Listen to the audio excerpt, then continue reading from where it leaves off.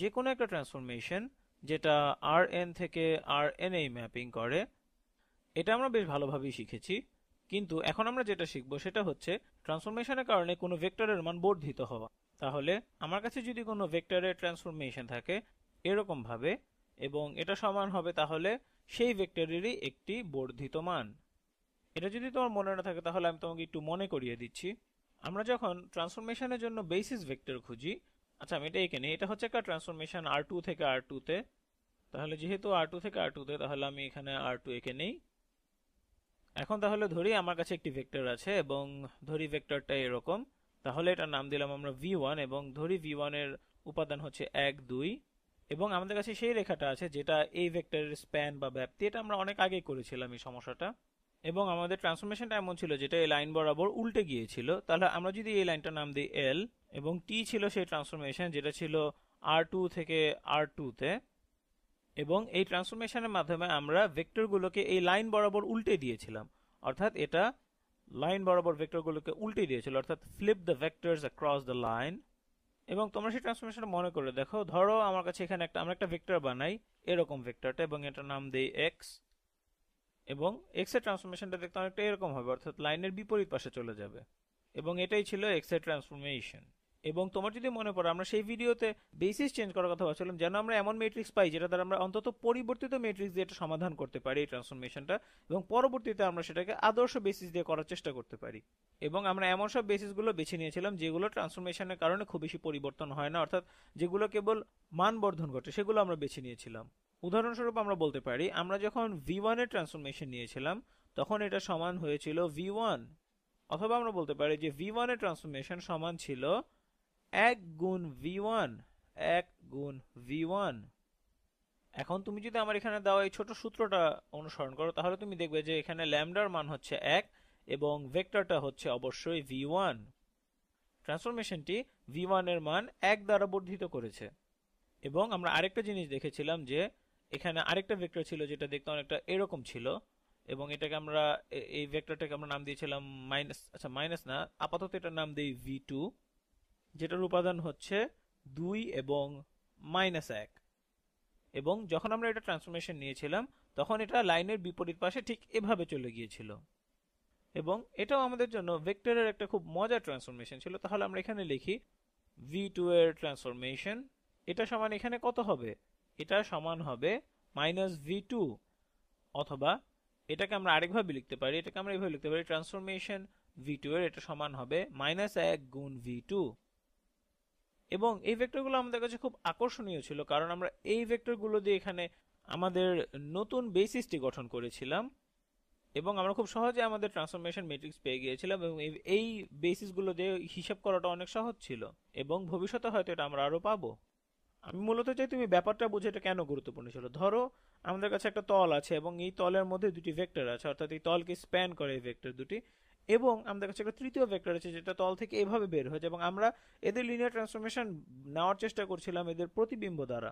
এবং সেখানে আমরা দেখেছিলাম যে লাল ভেক্টরগুলো কোনো পরিবর্তন হয় না, কিন্তু সবুজ ভেক্টরটা উল্টে যায়, অর্থাৎ ঋণাত্মক হয়ে যায়, এবং এই ভেক্টরগুলো ভালো বেসিস ভেক্টর গঠন করেছিল।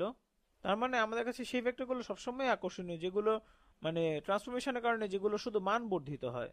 তবে এটা সব ভেক্টরের ক্ষেত্রে প্রযোজ্য হবে না, কারণ যেমন এখানে এক্স ভেক্টরটা, এটার মান বর্ধন বা স্কেলড আপ হয়নি, এটার দিকও পরিবর্তন হয়ে গেছে ট্রান্সফরমেশনের ফলে। মানে মূলত আমি বলতে চাচ্ছি যে এটা শুধু যে মান বর্ধন অর্থাৎ স্কেলড আপ হবে এরকম না, এটার দিকও পরিবর্তন হয়ে যেতে পারে, এটা এদিকেও যেতে পারে এদিকেও যেতে পারে, হয়তো এখানে একটা ভেক্টর আছে এক্স এরকম, এবং এটার রূপান্তরিত অবস্থাটা এরকম হতে পারে হয়তো। তবে তাদের যে সত্যিকার লাইন, অর্থাৎ যেটা তাদের ব্যাপ্তি বা স্প্যান, সেই লাইনটার কখনোই পরিবর্তন হয় না। এবং আমরা এখানে মূলত সেটা নিয়েই ভাববো, এবং এদের কি কোনো বিশেষ নাম দেয়া যায় কিনা।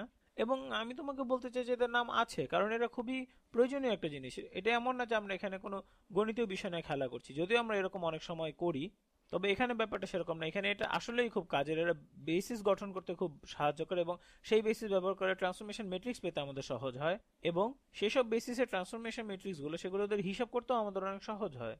এবং এখানে যে এই ভেক্টরগুলো আছে এদের একটা বিশেষ নাম আছে, এবং এদেরকে বলা হয় আইগেন ভেক্টর। আমি এখানে লিখে দিচ্ছি, এটা হচ্ছে আইগেন ভেক্টর টি এর জন্য, অর্থাৎ আইগেন ভেক্টর ফর টি। এবং এখানে আমরা যে ল্যামডাটা পাচ্ছি এই ল্যামডাটা হচ্ছে আমাদের আইগেন ভ্যালু, যেটা আমাদের আইগেন ভেক্টরের সাথে সম্পর্কিত, অর্থাৎ eigen value which is associated with the eigenvector, অর্থাৎ আমাদের এই আইগেন ভ্যালুটা এই আইগেন ভেক্টরের সাথে সম্পর্কিত। এবং আমি এখানে যে উদাহরণটি দিয়েছি এটা হচ্ছে একটা ট্রান্সফরমেশন যেটা লাইনের এপাশ থেকে ওপাশে যায়, সেক্ষেত্রে v1 অর্থাৎ ভেক্টর 1 2 এটা হচ্ছে আমাদের একটা আইগেন ভেক্টর। তাহলে লিখে ফেলি v অর্থাৎ 1 2 এটা হচ্ছে একটা আইগেন ভেক্টর, আইগেন ভেক্টর, এবং এটা সমসাময়িক আইগেন ভ্যালু হচ্ছে 1। তাহলে এখানে আইগেন ভ্যালু হচ্ছে 1। তার মানে এখানে যে ভেক্টরটি আছে অর্থাৎ 2 এবং -1 এটাও হচ্ছে একটা আইগেন ভেক্টর। শুনতে অনেক কঠিন শত মনে হলো, এটা একদম সোজা। আইগেন ভেক্টর হলো এমন একটা জিনিস যেটা স্কেলড আপ হয়ে গেছে কোনো একটা ট্রান্সফরমেশনের ফলে।